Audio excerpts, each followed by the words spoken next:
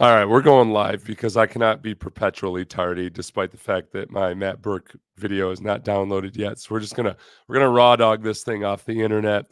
My voice will only hold up for so long. I'm going through my annual thing where my voice just decides to just go I don't know, pick whichever erratic quarterback you want. It goes all. I wanted to say Sam Darnold, but I can't say it anymore. We're going to talk about Sam Darnold today. Sam Darnold playing passable football, and Matt Burke, the defensive coordinator for the Texans, was asked about it earlier. Apologies if this is a little bit dodgy at first. Here we go. Uh, Matt Burke on what he sees from Sam Darnold. Mm-hmm. Yeah, I feel like he's operating that offense really efficiently and really well. I mean, um, Oh, thanks to BetUS for sponsoring the video. they've just I feel like they're philosophically similar to our defense in the sense they don't do a ton, they don't do a lot of different things, but they do them well, and they kind of believe in what they are. And he sort of fit into that, and he's just operating that offense is running really well. I mean, they're super efficient on third down. They've been running the ball well. I mean, haven't been giving up, taking a lot of big negative plays, those sort of things. So I think he's kind of at the forefront of that. I mean, Kevin does a really good job with structuring the scheme, and I feel like he's been really, really good at just operating that offense, and it shows. So definitely a challenge. You can see why they're 2-0 and why they've been playing well for sure. Okay, so Sam Darnold in the broadcast last week, it was interesting. They talked a good amount about, Sam Darnold and his time in San Francisco, where he learned from Brock Purdy. And there were a bunch of little vignettes of Brock Purdy and Sam Darnold talking to each other. But a couple of things that came up. One was that Sam Darnold said for the first time he really learned how to prepare in any given week and how to watch film, how to really think your way through it. And two was the mantra and the motto in San Francisco was attack the weak, attack the weak. So you'd be a bully in any other aspect of life except football and warfare if you attack the weak. But we very much attack the weak in football.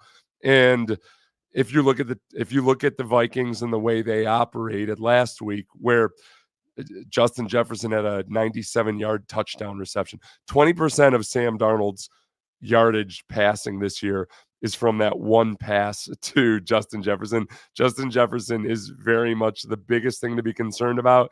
And by extension, the fact that Sam Darnold is able to get the ball to Justin Jefferson as effectively as he did, that's a concern, especially because it was poor safety play that led to it. Safety got hunkered up on play action a little bit, and he was just a step too slow to keep up with him down the field. The cornerback coming from the other side didn't have the leverage. Does this sound familiar? Does this sound anything like the Indianapolis Colts game? This is where last week versus the Bears, the Texans didn't really face a genuine deep threat because Keenan Allen was banged up. Roma Dunze is injured. So this week, even though Justin Jefferson has a deep thigh bruise, I'd be surprised if that affects his play. Deep thigh bruises tend to be incredibly painful, and once you get warmed up and going, they're not that big a deal. They're the worst kind of injuries because you have no excuse for it affecting your play. You're like, it feels like somebody's hitting my leg with a baseball bat, and yet I can't use it as an excuse.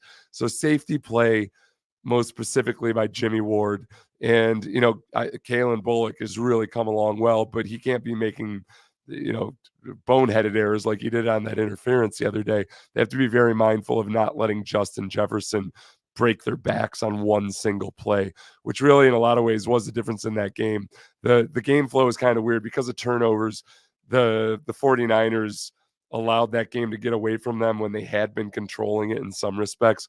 Very much on the Texans to avoid those big plays because Sam Darnold can execute the offense.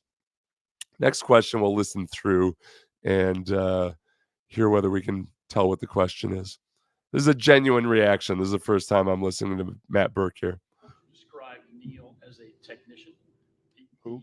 Physical attributes are obvious. Who? Who? No, I'm just gonna keep talking. Who? This is like conversations my wife and I have at times where we're both guilty of talking without really listening.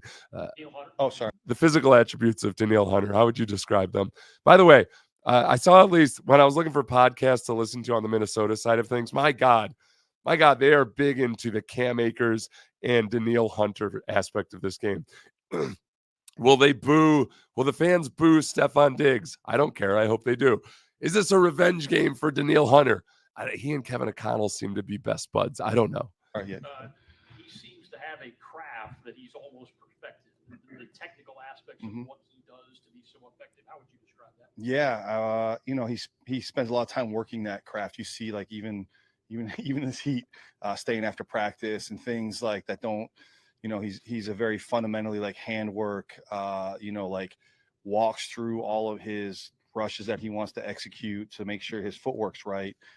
Just constantly out there, like there'll be an offensive period he's in the back talking about something or asking about it. I mean, he's just very into working. You said it, working his craft, and almost to a perfectionist level. So it's actually really cool watching him work. Even like one-on-ones, we had one-on-ones today. Just he can tell you everything, like whether he wins or loses, why it happened, what he was trying to do, what he saw. Oh man, I wanted to do this, but then he set this way, so I didn't do this. So man, I missed with my inside hand. Next time I'm going to put it here. Like he's very in tune to those things as you go. So it's cool, like even on game days, talking what's happening out in the field and how we can take advantage of that. So yeah, very, very, besides big picture, I'm learning football and I'm learning the defense. He's very in tune with the details of pass rushing and how to work his craft. So it's fun getting feedback from him and kind of learning from him as well. I think the one thing that was really cool in that game last week versus the Bears was you could see that come to fruition where Danil is one of those guys that takes a 4-quarter approach to hitting some moves early on or consistently, and maybe they don't pay off immediately, but then that sack in the 4th quarter, that poor Darnell Wright, that right tackle for the Bears, he got beat so bad because he was anticipating an inside move and he was ready for it. And then there goes flying squirrel missile, Danil Hunter into Caleb Williams.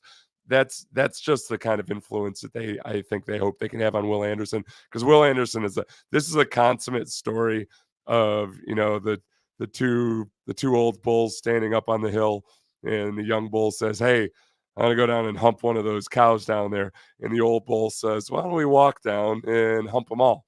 That's where Will needs to learn how to ration out his humping a little bit. Very high energy, high octane, go, go, go, go, go, go. You need a guy that's got a little bit of wisdom on his side to teach Will how to really just settle down and take a strategic approach to things. Jerry Hughes very much like an old bull himself too. Next question. I think you spoke about the running game, the Vikings running game. I think they had about 4.5 yards before contact in their last game against the 49ers. When you looked at the film, what were they really successful at to be able to get that? Yeah, you couldn't hear that. They averaged 4.5 yards before contact in the run game. I know Aaron Jones is obviously the bigger name here. Aaron Jones was more effective as a receiver in that game. Ty Chandler had a really good game running for the Vikings. He was 10 carries for 82 yards. Aaron Jones had 9 carries for 32 yards, but Aaron Jones also had 5 receptions for 36 yards. I mean, I would say last week specifically, they got on their edge pretty easily, or I don't say easily, that's probably a poor way to put it, but like they got the ball onto the edge pretty quickly. So we have to do it, and we obviously preach that, like setting edges in our perimeter, defense. But they challenge your back end. Like there's a lot of our corners are gonna have to be good tacklers this week. We always talk about our DN setting edges and those sort of things, but they challenge your back end to be just as good. So our safeties and our nickels and our corners even have to be really good at setting edges, because their block structure, they can target how they want to target and get the ball on the edge pretty quick. And if you're not showing up quickly there, then it's 5 yards before someone else does show up. You know what I mean? So we want to be firm on our edges and try to keep the ball from getting around our perimeter. So that'll be a big challenge for us this week against the scheme. They do a good job of blocking on the perimeter, get it out on the edge. Yeah, and one thing too, a couple plays in that game, Bosa got suckered inside, and we've seen the Bosa Bosa's not always the most disciplined player versus the run, which is a shame because he's rock solid against the run when he's doing the right thing. But every now and then he's just a little bit he goes a little bit crazy. So I'm not as worried about that. I think the fact that the Texans defensive backs have come up and been very, very physical against the run. It is a challenge, don't get me wrong, and they can do it in multiple ways. I think the bigger thing I worry about is, and I think that Burke is really driving home, is being just like in the first week, being really good against play action and solid in your reads, not getting suckered up far enough that you mess up things on the back end. Really a challenge for the linebackers as much as it is the defensive backs. And I thought the linebackers showed good discipline in the first week with that. So not like it's an insurmountable challenge or anything. That's just the challenge that this Kevin O'Connell offense presents. Next question.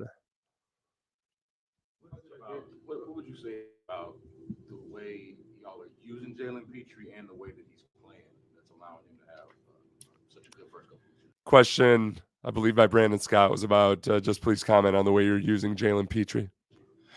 Well, we start with the player. He's a good player. I think he's just done a good job of embracing everything we're asking him to do, kind of in that role. It's been good for us to be able to play him down where he's been playing so far, and it kind of frees us up. We haven't changed a lot of personnel groups. Like he's such a versatile player in terms of run game, pass game, zone coverage, man coverage. Like he's really embraced a lot of things we're asking him to do, and to have that tool and that weapon to use him, and it frees us up to do some things and not get caught in some stuff. So we're just trying to keep evolving that position for him. But I mean, Jaylen's a really good football player, and he's smart, and he's tough, and he's fast, and he's everything you want to be about, what we believe in from a emotional standpoint and how he plays and our style and swarm. And I could just list every attribute you want. So, I mean, it starts with him as a person, as a player, but his abilities to sort of play in the run game and the pass game from some of those roles have helped us sort of free us up to do some different things with him. So hopefully he keeps evolving and growing in that role, but it's been an amazing start, and had a really good game the other night for sure. One thing that's interesting with the way they're using Jaylen Pitre is, hey, look, he's a safety / linebacker more so than a cornerback / nickelback / safety. So, he's lighter. He's a lighter guy, but he's very fierce. He'll come up and play the run. The Texans did play a lot of dime last week, 6 defensive backs. On third down, it wasn't like they were out there in a base dime package, but the Vikings do like to run duo, where they just double team the defensive tackles and up into the line, the lap of the linebackers. It'll be interesting to see how the Texans respond to that, and whether they can just load up and play that well physically one-on-one, or if they have to just start to mix and match with their linebackers a little bit, not necessarily always have Jaylen Pitre on the field as much.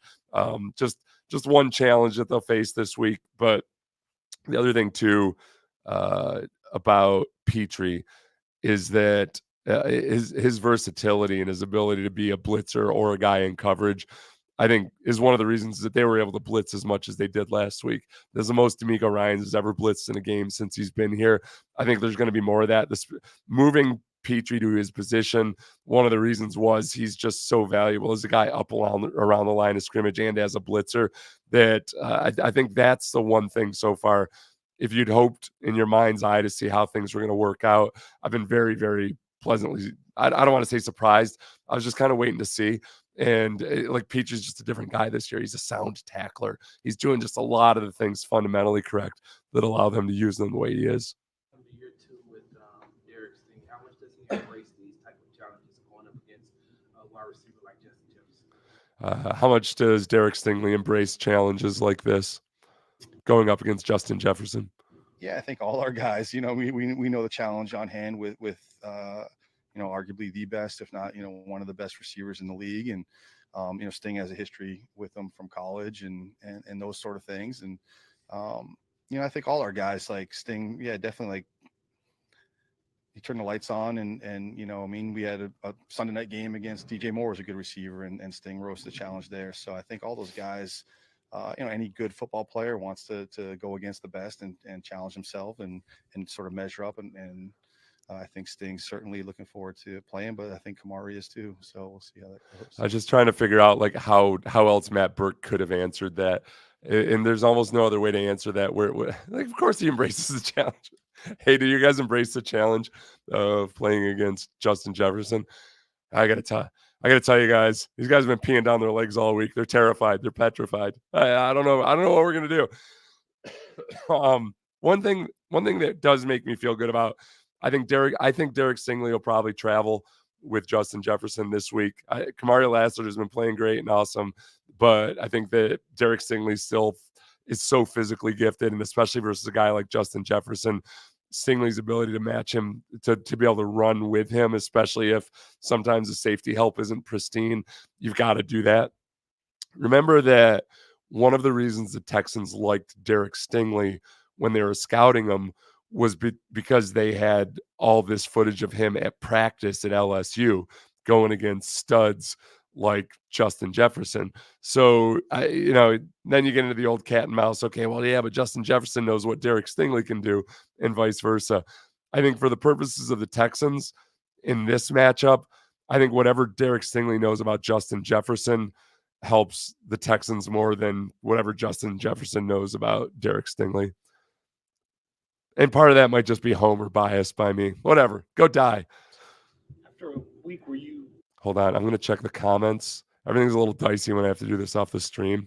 Just want to be sure my audio hasn't gone to shit like it typically does. Are you worried about our run game? Also, they say Joe Mixon had an MRI. Was it negative? It just seemed like day-to-day this week. Thanks, bud. I'll talk about the offense in a little bit. My voice is not going to. I talked a lot about the offense in the live stream this morning, the Bobby Slowick reaction. I'm not concerned about Joe Mixon in the long term. I'm not happy about him not being out there this week. I'm excited to watch Cam Akers, but I wish we had a more full complement of running backs right now. And I do think the running backs and the tight ends have to get more involved in the pass game as part of the fact that so many teams are just going to play the Texans so conservatively and show a lot of cover too. You got to be able to exploit that with the run. They weren't. So I'm concerned about the run game if it continues to look like it did last week until Cam Akers got going in the fourth quarter there. I mean, it was a hell of a drive the Texans put together that would have sealed the game completely. You just got to not fumble the damn football. Had so many pressures from the defensive line. Do you expect to see a team try to adjust to you guys, do things that maybe they haven't done the first couple of weeks to mitigate some of that? This quarterback's not as mobile as the other guys as well. No. Okay. Okay. I just, before we start, Brock Purdy's not as mobile. Caleb Williams is very mobile, but he's not like, look, that wasn't his calling card, and they corralled him pretty well. It was hard, but Brock Purdy in that game last week had a couple of really nice runs for first downs. And then one run when they were trying to seal the game with a field goal at the end of the game there, he slid, but could have run for more. So it's the modern NFL. Almost all these guys can run. I understand what Cody's saying in terms of him not being as mobile as obviously Anthony Richardson, but you do very much have to be disciplined in your pass rush. No, I mean, I think it's funny. I think, we came in here after the Indy game and talked about teams exploiting, giving up explosives, right? And now I think anyone's going to react to what they see on film. I one of the things I respect about Minnesota and their offense is that I don't think they go out of there.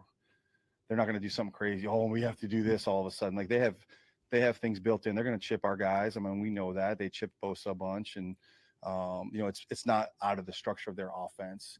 I think that's part of our belief system here is that if teams have to account for the way we rush and how we attack up front, obviously it helps our back end, defending a great receiver, those sort of things. So I don't think they're going to do anything super crazy or stuff, but I would hope that they have to account for some of our good players, just like we have to account for some of their good players. So we'll have to have a plan to deal with that if there's, if they're trying to do things to mitigate our rush and our good players. So we'll have some plan to hopefully counteract that. I think the one thing that the Texans have in their bag this year, more so than they did last year, I think, is that ability to blitz. I mean, that's one of the reasons J.J. Watt will always say, hey, Wade Phillips was the best thing for him, and I think Wade Phillips was one of the best things for a young Aaron Donald, was that Wade knew that if he had a player that was getting double teamed all the time, like, all right, we're going to rush an extra person and they're not going to be able to double team him all the time.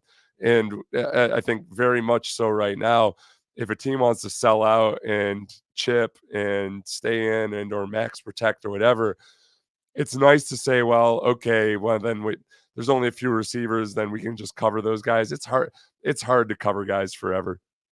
No matter if they've only got 3 guys out on routes, but if the protection holds because you're blocking with 7, at some point somebody's going to come open. So being able to blitz appropriately, not all the time or always, it helps you really unlock those guys like Danil Hunter and Will Anderson, because they end up getting one-on-one opportunities. And so I think the Texans will blitz more this year than they did last year, because they can also trust the guys on the back end, especially if their safeties play with discipline. Today, this is all about discipline this week. I trust the matchups. There's a reason the Texans are favored on the road, and it's because through the entire roster, and then especially at the quarterback position, the Texans are a more talented football team. The only thing that can really kill them is if they don't play with discipline on defense. And we saw that last week out of the 49ers defense. 49ers, I don't know how good of a defense they'll be this year, but I know that breakdowns in discipline is what hurt them last week. I thought that they were physically doing fine most of the time, but then in that game, the 49ers just made some mistakes in turning the ball over, getting a punt blocked. I mean, it sounds a lot like the Colts game, doesn't it? They got a punt blocked in their own territory. So just if they don't shoot themselves in their foot, if they play clean football, I feel really good about it. It's just a matter of just let's do everything with discipline the way you did last week as opposed to the first week. Which, speaking of the line, I honestly still get a little bit of sticker shock when I see the Texans favored on the road. That's like the most the biggest confirmation that, okay, yeah, this is a different football team this year, and objective bystanders are viewing it as such. I feel really good about them at -1 right now. If you go to BetUS, you get a 150% bonus on your first deposit up to $2,000. It's a great site. I've had great success so far this year. I'm not getting cocky, not getting ahead of myself, but go to BetUS and to sign up, you get a 150% bonus on your first $2,000, up to your first $2,000. BetUS.com. Very, very fast payouts. You get your own personalized advisor, really cool prop bets, in-game betting, a lot of stuff. Let's see. Took the over on Tank's yardage. You know what? There will be a breakout. There will be a breakout for Tank here at some point. It's hard for me not to start talking about the offense. I'm supposed to be focused on defense, so I get out of here without my voice going. But real quick, the Vikings defense, they do a really good job of disguising pre-snap. But in doing that, a lot of times their linebackers are up at the line of scrimmage and then they're jetting back in to get to coverage. There are a couple of plays in that game where the 49ers, remember Jordan Mason, the running back for the 49ers, averaged 5 yards per carry, rushed 100 yards, had some really nice drives that were mostly fueled by the run game. Some of those runs were very successful, partly because Blake Cashman was up at the line and then sprinted back to get to his spot, and it left a big void as he turns around and then comes back up and tries to play the run. Being able to exploit those parts of this Brian Flores defense are going to be huge tomorrow. And CJ's ability to adjust after the snap is going to be very, very big. And I think CJ does as good a job of that as any young quarterback in the NFL. It's going to be a great chess match, not really even between Bobby Slowick and Brian Flores, but CJ Stroud and Brian Flores, because there's some things that Bobby can't really help with on the play calls because Flores does such a good job of disguising pre-snap. It all comes down to CJ and how well he adjusts and adapts to it.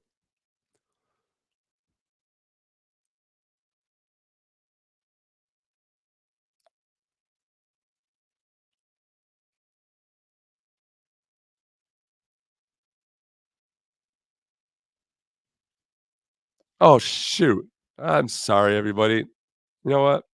Hold on. Damn it. How long did I not have Burke up there for the last one either? I'm a son of a bitch, aren't I? Hold on a second. Let me add him back up. All right, here we go.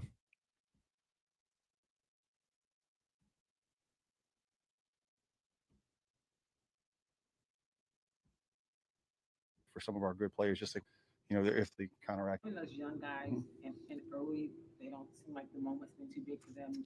Is that unusual for guys that are rookies playing the way they are early? It's fun. I don't get like super big picture philosophical here. I feel like, I don't know, I feel like college football is changing a little bit, and some of those guys are obviously making money and they're exposed in different ways than they have been, and so I don't want to say they're more mature coming in, but I just think some of the stuff that used to be like coming from college to the NFL maybe isn't the same anymore because they're exposed to some of the things that the NFL offers in college nowadays. So, and hopefully that's part of the process that we go through and bringing players into this building, whether it's college or free agency, and that we're trying to bring the right guys in. So, both those kids, I hate to say that, that's awful. Both those young men have done a really good job. It's funny because they're like pretty different personalities. Kalen has like more of a joyful youthful joyfulness to him, and Kamari's all business, but they've both been successful in kind of adapting into the system, and that's why we brought them in here to play good ball for us, and they've done a good job so far. I think that's one thing about Kalen Bullock is he's just Kalen's literally young, is he not? And he does have kind of that more vibrant personality. Lassiter is just. He's very much all business. I think it's kind of nice with Lassiter and Stingley both.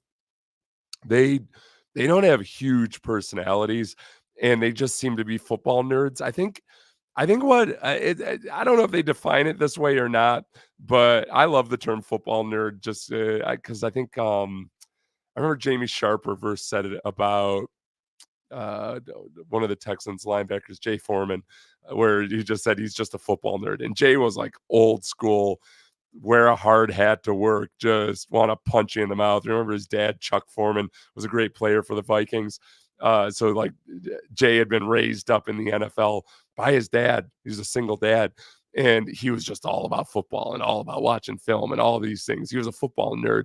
So ever since then, I've just kind of looked at guys like that are football junkies. And it's whatever the football version of a computer nerd is. They're just obsessed with it. And it seems like Lassiter and Stingley are that way. CJ Stroud is that way completely. And they've done a pretty good job of finding guys like that. I think also the fact that the Texans were as comfortable with Lassiter very early being put into that starter spot, maybe a little bit of a reflection of Kalen being maybe like a younger, happier guy. And I don't mean this in a negative way at all. It's just that Lassiter is that much more businesslike about things than any other rookie. With Kalen, they wanted to bring him along somewhat slowly and maybe see how much they could trust him. And I think so far so good. I think he's earned a lot of trust. A lot of the headlines going into this week is about Bobby going against Brian Flores' defense, but you're also going up against Kevin O'Connell. How much of a challenge is that for you? Yeah, that might have been hard to hear. Lots been made about this being Bobby Slowick going against Brian Flores, but how is this in terms of you going against Kevin O'Connell? Like I said, I think that he does a really good job. I know, the Rams tree and some of those things. He's always done a really good job of sort of scheming up this front. We've gone against him a bunch of different times in different iterations. So yeah, I think it is a challenge. Like they he understands his front, being in a division with the Niners for so long and those sort of things. Like they understand how to attack it and how to try to put you in bad positions. So it's definitely a challenge up front. But again, like we believe in our system and our style and having answers to everything that gets thrown at us. So hopefully we just go out and sort of rep our style. Yeah, and that is a little bit of, when they understand this front, the wide nines, when you're crashing in from the edges there, you're trying to take away the outside. The biggest, I don't want to call it the flaw, but the potential weakness in this scheme is that your linebackers have to be so good because you've got those defensive ends out wide. So in the Texans scheme I'm talking about, your linebackers have to really hem up the inside run. Your defensive tackles obviously are a huge part of that, but your linebackers have to be able to come up and stuff the run and yet also still be responsible for their pass coverage responsibilities. And that's why Fred Warner and Dre Greenlaw were so big for D'Amico Ryans there. That's where Henry To'oTo'o being as improved as he is, that's just been huge. Elshire being as menacing as he is, that's been huge. But it's the constant bind or the constant pressure point in this defense is those guys being able to do all those things. So Kevin O'Connell understands that. Kevin O'Connell knows that when they run that duo where they're just trying to double team Fatukasi and Mario Edwards, and that puts a lot more pressure on the linebackers. So the inside run this week, I think, is the really big challenge. And offset of that, like not just stopping the inside run, but then also covering on the back end, not allowing those voids behind you in the play action. So as it will be every week, but just maybe Kevin O'Connell understands how to attack it more so than others because he's gone against it in practice and all that, whatever. It's football after a certain point. Next question. I believe this is actually about Fatukasi. I know you're a defensive guy, but how hard is it? Last year we talked about how much attention Will Anderson was getting, and a lot of times what he didn't show up in the stat sheet. How hard is it to focus on one side of the edge with Will and Danil out there? Do you notice any difference in the amount of attention that Will's getting? Okay, so do you notice any difference in the amount of attention that Will Anderson is getting now that Danil's on the other side of him from blockers, etc.? No, I don't know. I mean, I would say again, probably similar earlier question. I mean, I think just the more the more those guys put on tape what they're capable of and what they're able to do, and which hopefully are really good things. That like there's going to be different ways that people try to protect against them. Which again, it's just like defense, right? So if we can't get home and we feel like, oh man, we have to pressure, we have to blitz a ton, like that puts a lot more stress in the back end because you're taking elements out of coverage to put them into pressure. If you're doing that on offense and you're having to keep guys in to protect more and not getting as many guys on the route, like that changes what your options are in the pass game. So there's a give and take for that. Our job for those guys is to be as disruptive as they can. And, and if Will's getting more attention, then Danil has to maybe like step up. Now, if he's getting more attention, I mean, that's kind of the game you play and where protections are sliding or who's getting chipped or those sort of things. So I think that's week to week and sort of an offense's philosophy of how they want to protect against our guys that we obviously feel are both really good players. And again, I just go back to, Mario had another sack last week. So again, if you're spending too much time worrying about our edge guys, like we feel confident in some of the other guys up inside to make some plays. And Barnett had a sack on, like 5 guys should have had a sack on that play, but Derek kept working and got a sack too. So, anytime it's just like, covering Justin Jefferson, anytime you're drawing too much attention to one guy, like other guys have to step up and either beat you or make you pay for your strategy. So that's part of the kind of give and take in the game. And that'll probably be week to week kind of, okay, how are they going to try to neutralize these guys and what do we do to counteract that? So that's always sort of the game we play. Yeah, and the one thing last year is that Grenard, who obviously grudge match, Grenard, grudge match, revenge game. Greenard. I was watching an NFL.com preview of this game, and I got really perturbed because I like the guy who narrates those. Except I feel like somebody did him wrong because at one point he says, "Texans fans, it's pronounced Grenard, not Greenard." I'm like, yeah, we've been through this before. All right. It's also pronounced Jadeveon, not Jadavion. I'll tell you all about To'oTo'o and how to pronounce the weeks long ordeal it took. I went through to learn how to pronounce his name properly. Yeah, it's John Grenard. But we saw that last year where both John Grenard and Will Anderson at times were getting chipped a lot. So it's nothing. There's only so many things that teams are going to do. They're gonna chip. They're gonna use the running backs or keep them in and all that. And then it's just up to them over the course of the season to adjust to it. You jumped the gun on the one. I'll allow it. I'll be honest with you though. I gotta do more research on that. No, I'm just joking. I'm joking. How much is having Mario and Foley up the middle? They take taking on a lot of double teams. Mhm. How much does that help in respect of Will and Danil being able to get more one-on-ones to get to the quarterback? Sure, that's Okay, so question was just about Mario Edwards and Fatukasi. I thought the question was about them benefiting from some of these double teams. that's saying is part of it all. I mean, honestly, even in the run game, I mean, those guys being as disruptive as they have been has freed up. I mean, we had 2 linebackers make double-digit tackles last week, or 3 if you count Pitre. I can't say that, but like, and then the pass rush is the same thing. Again, it's more like, okay, if you're spending too much time sliding past those guys to get out to our edge, like I said, Mario's had some production, and then we try to work some games in the interior to free some of those guys up. So, yeah, I mean, that's sort of what we do. That's the give and take of all that. Of okay, how are they going to try to stop what we're doing? Then what are our answers to counteract that, or what player needs to?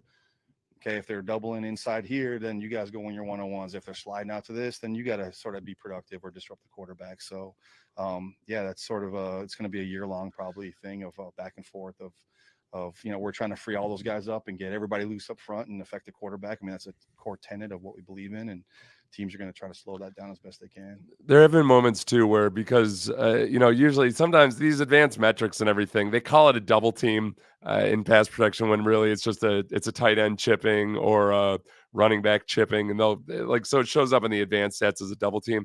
I think what the true double teams, when you've actually got a tight end and a tackle committed to a guy, it has created some opportunities where, like as a defensive tackle, sometimes, okay, the offense might be sliding to one side to help out one offensive tackle versus a defensive end. And as a defensive tackle, you're kind of getting these blows from the side and everything that it takes a lot of pepper out of your rush too, even though you're not the one necessarily getting double teamed or that they're fixated on. I've seen more opportunities for Mario Edwards and Foley Fatukasi. They have genuine like 2-on-3 situations where their games can come open because the offenses are fixated on both defensive ends. So that's helped. And then obviously those guys being disciplined in their pass lanes, Will Anderson or Danil Hunter are penetrating. That's allowed them to get a lot of slough off too. So that's all gone according to plan so far. So those guys, I think Mario Edwards is maybe a better pass rusher in this scheme, especially than he has been previously in his career. But they've been playing complementary football so far. Cool, I guess. All right, cool. Thanks, man.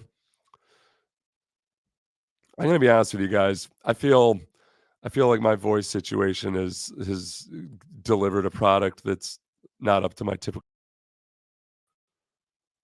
It's hard for me. It's like I'm going out there on one hammy. I got to get your comments. I've been ignoring all of your comments as I try to deal with my own technical issues. Vikings game is going to be tough. They have a great defense. I hope they've added good protection plans for CJ Stroud to limit the sacks. I hope he just drops feet first when he can. This is a good defense. It's a very good defense. The 49ers were able to move the ball against this defense. The first half in particular, the 49ers shot themselves in the foot, partly because I don't want to act like the Vikings defense had nothing to do with it.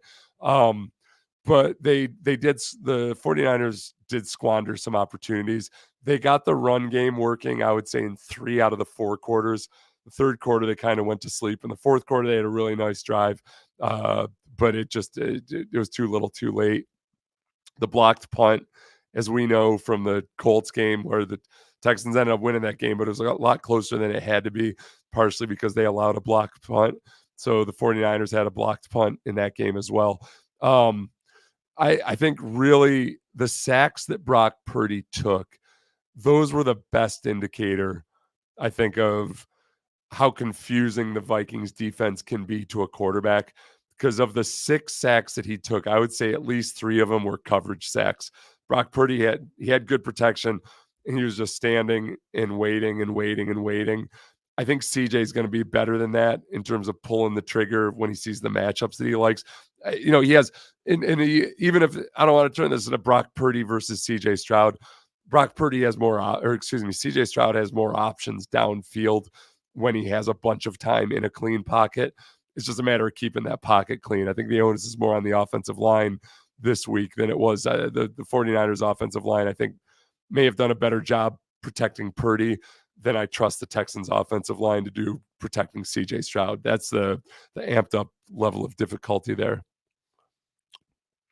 We just beat a Bears defense. I'm not sure why anyone is concerned. Brandon, we don't have to go through this every time, right? It's a game in the NFL. It's a game in the NFL. Brandon, are we going to go through this again? Like, you should be concerned about every single defense you play every single week, okay? If you're not, you've never watched an NFL game before. Every single week. I don't care if you're the greatest show on turf. You should be concerned about every defense you face every single week. They need to protect CJ. Yes, I agree. Vikings run game is good. Just concerned on the road about stopping the run. Yeah, that's a big test. And doing it, this is the difference too. You got to stop the run, but I don't, because of the existence of Justin Jefferson and because Brock Purdy is not a rookie quarterback like Caleb Williams, I'll be very surprised if D'Amico blitzes as much as he did last week. Now, I was way wrong about that last week, right? I thought he was going to play it safe and conservative, and D'Amico comes in like he's drunk at Mardi Gras or something, in a good way, the good kind of drunk, you know? He's taking every shot. He's having all the fun in the world. They blitz the hell out of him. Brock Purdy, and with the combination of Justin Jefferson, I think is more dangerous than that. So you got to be careful about it. But I think they might, you know, even without all blitzing, perhaps play with 8 in the box a little bit more often. And some of that puts a lot of pressure on Derek Stingley, because that's Derek Stingley running with Justin Jefferson. The 4-quarter breakdown on Hunter's strategy is interesting. I don't know what that is. Let me know what that is. Oh, the 4-quarter breakdown on Hunter's strategy. Yeah, okay. You're talking about what I was talking about not too long ago. I'm on 7 different medications right now to try to save my voice from the hell that I find myself in once or twice a year, where my voice leaves me completely. Cohesive feeling within this team is even stronger when they are on the road. I like that. Us against the world. We can do that. Are you concerned with how anemic our offense has looked at time and the disappearance of Tank Dell this season? Oh, that was one of the questions I asked on the community post. Let me pull up the community post so I can pay off the promise. You know, I do these sponsored community posts, and I feel weird about it when I do them. So I always try to pay off on when I ask you guys to help me out. We'll get to it eventually at some point here. Listen, the offense has not been anemic. The offense has been throttled back by the fact that teams are playing so much too high safety versus them that it makes it really hard to have the electric light show that you envision when you see these 3 wide receivers out there. A lot of what CJ is going through right now is what Mahomes went through a few weeks ago or a few years ago, even when Tyreek Hill was still there, when they said, all right, that's it. We're just going to bottle up everything and take away the deep ball. And Pat Mahomes had to just play more conservatively. And CJ's done a brilliant job of doing that. The one thing that I was more worried about really was the fact that they haven't been able to, I think, go to the tight ends and the running backs in the pass game as much as I think they should. And that also last week, you couldn't depend on the run game the way you could versus the Colts. I thought Cam Akers came in and did a great job until he fumbled on that last drive. But if teams are going to play that much too high shell against them, they got to be able to really capitalize on it by running the ball down defenses' throats. And Bobby spoke about how they really want to be able to do that this week. Okay. So I had asked about taking Sam Darnold seriously, and also if people are concerned about the gap between Nico and the other receivers. Let's see. I'm with you about Sam Darnold. I have the utmost confidence in our team, but everything I'm hearing and seeing is he's really good, and so is their swarming defense. I would say it's not that he looks really good. It's that he looks competent. And he looked competent in the 6 games that he started with the Panthers a couple of years ago. He looked like a competent quarterback, but it was in a lost season that the Panthers were having. That sounds familiar, right? And then he goes off to be a backup last year. But I think he looks competent, and he's got some good weaponry around him, and he's got a really good offensive coordinator. So I think it's as simple as that. Not worried. Nico just happens to be in the best spots and situations. One of those is what it is things. As far as the offense, I'm in agree with the others. It's still too early, but we know CJ hits whoever is open. And Diggs has been doing some great blocking, so I don't see any problem. Yeah, I think my biggest thing just to keep on the back burner is, all right, at some point, does Stephon Diggs get kind of agitated or start to, even if he's trying like hell not to do anything? I would say as long as they're winning football games and as long as the offense is functioning well, I don't anticipate that being a problem.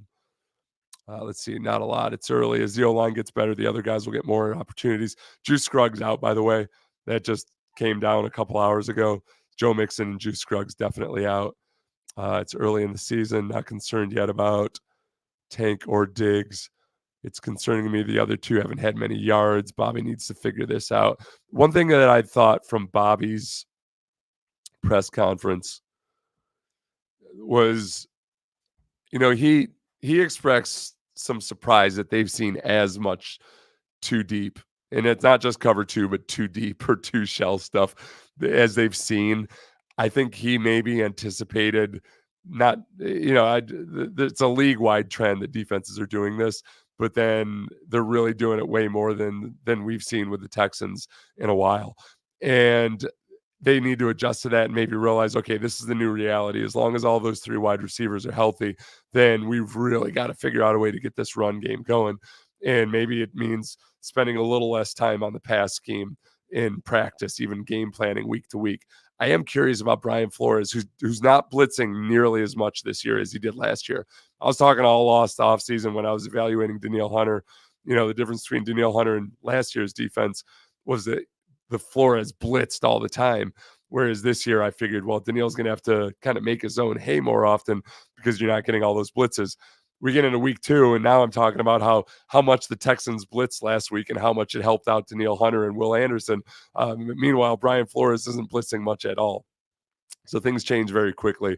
I think that the question with Brian Flores is, okay, is he going to play a more aggressive zone defense, like a lot of cover 3, or is he going to go too deep and just play a conservative shell? And if he does, just like it has been in the past, like it does create opportunities in the run game and underneath. Let's see. Let's check the more recent things. Have you dropped weight? You've always been an in-shape guy, but you look thinner. I've lost 40 to 50 pounds, give or take, depending on where I want to start. That's because I lost some weight and then I yo-yoed up to like 295, but I'm about 245 right now, so about 50 pounds. And that was before I got sick. I think after this illness, I might be down to 235. I'd like to get down to 215 before I start lifting weights again. Yeah, please hit the like button. And just, I'll do this real quick. I'm not going to bore everybody with my weight loss stuff. I do this in small measured doses. I did 2 things. I started doing when I decided that I needed to lose weight because my blood pressure was getting to be kind of an issue. I said, I'm not going to worry about my actual body weight at all. I'm just going to use my blood pressure cuff as my gauge. I'm just going to get down to 120/80. That was my goal. And the weight loss would just be something that just kind of happened along the way. But before I even really started to try to restrict any calories, I did like 6 months of an hour a day of just low intensity cardio, not to burn calories or lose weight, but just to train my body to be more efficient at burning fat so I wouldn't get these ridiculous hunger pangs that I always do. Just basically teach my body to operate more on fat and less on sugar. So then when I started restricting calories, it was super easy. Like I went down to 2,000 calories a day or less and just ate a boatload of fruit and vegetables and Greek yogurt and chicken breast. And that was my plan. I'll write a book about it and try to figure out a way to sell products or something. Oh, well, crap. Oh, did they say Patterson was out? And Scruggs is out? Somebody please. Okay, god damn. Excuse my GD there.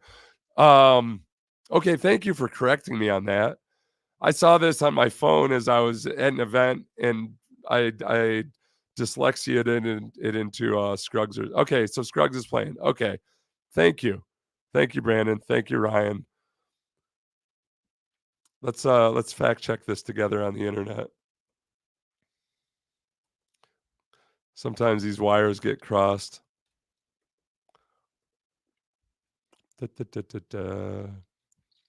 Scruggs. Because look, I like Patterson. I think Patterson's got a future.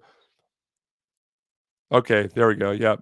Aaron Wilson says Texan center Drew Scruggs is expected to start after practicing twice this week per league source. With Jarrett Patterson out, backup center is Kendrick Green. All right, thank you. This is the value of checking the damn comments. Who did I say instead of Sam Darnold? It's getting too late, isn't it?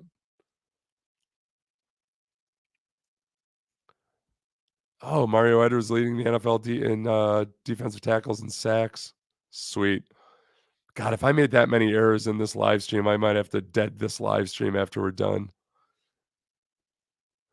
Might be time to consider a larynx transplant. It's that my larynx is fine. It's the postnasal drip from my sinus infection that gets me. I can't believe CJ is popular in the NFL, but also I can see why. He's very authentic. Oh, yeah, the Elite 11 video is good. I was so impressed with CJ that I cocked the front office and told them I voted for CJ, and that was a couple days before the draft. Called the front office. Okay. I'm glad I saw that it was you retired, Ro, because I know you're not a professional caulker. I try to be careful when I use the word caulk. I all but pronounce the actual L, because on the radio it gets dicey. I'm talking about cock.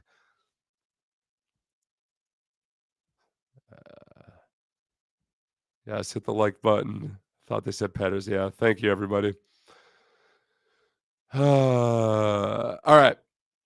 Apologize to everybody for my voice and my energy levels. This is not peak Seth Payne. I'll be good and ready to go for the pregame show tomorrow. Apologies for any name mistakes I made. Apologies if I called CJ Stroud Sam Darnold or vice versa. I apologize to anybody I've offended with my comments about various people through the years. Apologize for anything I've done to Sean Pendergast. It doesn't show my immense respect in the last few years because he saves me. Oh, and thanks to BetUS. Am I pointing the right direction? Sometimes we're mirrored on here. Thanks to BetUS, everybody. Yay!